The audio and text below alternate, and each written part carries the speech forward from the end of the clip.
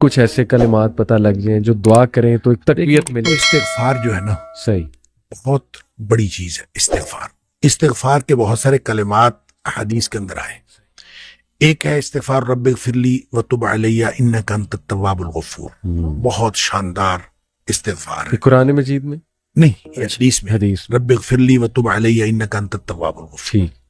ایک استغفر اللہ الذی لا الہ الا هو الحی القیوم واتوب الیہ. بالکل صحیح. یہ والا جو ہے نا استغفر اللہ الذی لا الہ الا هو الحی القیوم واتوب الیہ، اندازہ کیجئے کہ حدیث میں قرآن میں آتا ہے کہ جو شخص میدان جنگ سے فرار ہو نا اس پر اللہ کا غضب نازل ہوتا ہے. صحیح.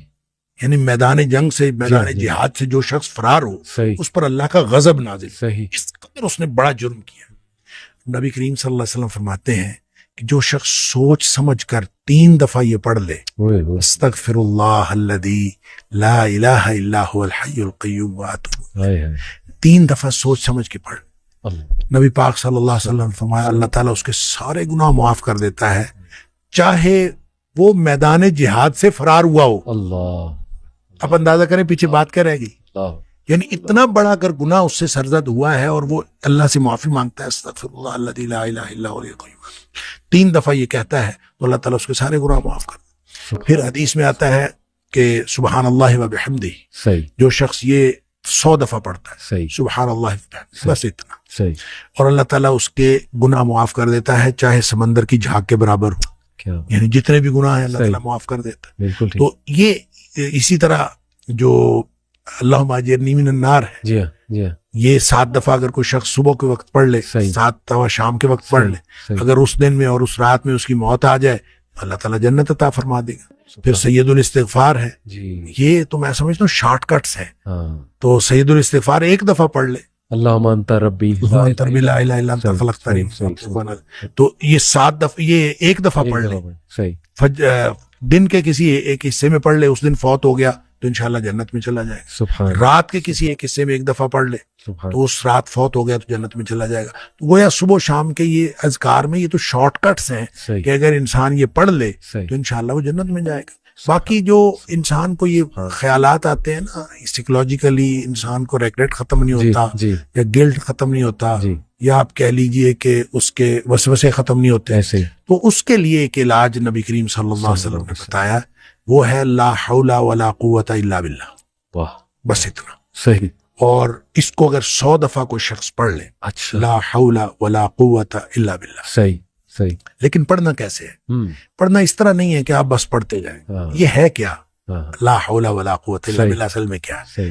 حول کا معنی بھی قوت ہے اور قوت کا معنی بھی قوت ہے. لا حول ولا قوت، یوں کہہ لیجئے نہ کوئی اجتماعی طاقت نہ کوئی انفرادی طاقت الا باللہ، سوائے اللہ کے. یا نہ گناہ چھوڑنے کی طاقت نہ نیکی کرنے کی طاقت، صحیح، الا باللہ. یعنی یا تو ایک کو پازیٹیو بنا لے، ایک کو نیگیٹو بنا لے، یا ایک کو اجتماعی یا ایک کو انفرادی. صحیح. اب اللہ کے سامنے اس کو اپنا مسئلہ سمجھ کے نا، اپنا جو بھی مسئلہ ہے وہ سوچے، صحیح، اور سوچ کے اپنے اللہ کے سپرد کر دے. یا اللہ میری تو کوئی طاقت نہیں، نہ انفرادی نہ اجتماعی، الا باللہ. ہاں تو عطا فرمائے طاقت تو ہو سکتی ہے. کیوں میں اس کو کہتا ہوں یہ بے بسی کا کلمہ ہے. بے بس آدمی اپنے اللہ کے سامنے بے بسی کا اظہار کرے اس کلمے کے ذریعے. صحیح صحیح. تو پھر یہ نبی پاک صلی اللہ علیہ وسلم نے فرمایا، جس شخص نے کہا تھا نا مجھے وسوسے آتے ہیں، جی، آپ نے فرمایا لا حول ولا قوت الا باللہ پڑھا کر، تیرے وسوسے بھی ختم ہو جائیں گے اور اس کے علاوہ اللہ تعالیٰ تیرے 100 مسئلے حل کر دے گا. واہ واہ. آپ اندازہ کریں، آپ اندازہ کریں ایک شخص کے 100 مسئلے ہوتے نہیں ہیں. صحیح. 2 نہیں تو 4، 4 نہیں تو 6، 6 نہیں تو 8. اس سے زیادہ مسئلے تو کسی کے ہوتے نہیں. ایسے ہی. تو لا حول ولا قوت الا باللہ پڑھنے سے وسوسے بھی دور ہو جاتے ہیں. اور اس کے علاوہ، اور وسوسے جب حدیث میں اس کا لفظ وسوسے آتا ہے تو میں اس کا سمجھتا ہوں کہ اس سے مراد سائیکولوجیکل پرابلمز ہیں. تو جتنے سائیکولوجیکل پرابلمز ہیں وہ اس سے حل ہو جاتے. خوبصورت. اللہ کا ذکر ہر اعتبار سے بہترین ہے، لیکن بعض تو بالکل ایسے ہیں جیسے وہ تیر بہدف ہے. کیا بات. تو یہ شیخ اس کو جنت کے خزانوں میں سے بھی بالکل، اس کو لا حول ولا قوت الا باللہ، اس کو نبی اکرم صلی اللہ علیہ وسلم نے جنت کے خزانوں میں سے خزانہ بھی قرار دیا. اور جس کو جنت کا خزانہ مل جائے اس کو اور کیا چاہیے. آپ کو شاید میں نے یہ واقعہ پہلے سنایا ہو. میرے والد صاحب رحمۃ اللہ علیہ بہت زیادہ ذکر کیا کرتے تھے جوانی میں. صحیح. اور ہماری دادی بھی بتایا کرتی تھی کہ یہ محی الدین بڑا ذکر کیا کرتا تھا. تو اس کے مختلف وہ جنگل میں چلے جاتے تھے, بعض اوقات اپنا ان کا تو طریقہ کار تھا. والد صاحب نے خود مجھے یہ واقعہ بتایا. وہ کہتے ہیں کہ مجھے ایک دفعہ یہ حدیث نظر سے گزری کہ جنت کے خزانوں میں سے خزانہ ہے, لا حول ولا قوت الا باللہ. تو کہتے ہیں میں نے اس کے بعد باقی سارا ذکر جو ہے کم کر دیا. اچھا. تو سب سے زیادہ اسی کو پڑھا, لا حول ولا قوت. کہتے ہیں میں نے یہ سوچا کہ جس کو جنت کا خزانہ مل جائے اس کو اور کیا چاہیے.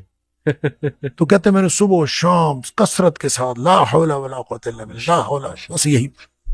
اصل میں یہ بات والد صاحب نے مجھے اس سوال کے جواب میں بتائی تھی کہ والد صاحب نے کبھی بھی دنیاوی طور پر کوئی کاروبار, کوئی جاب نہیں کی. اچھا.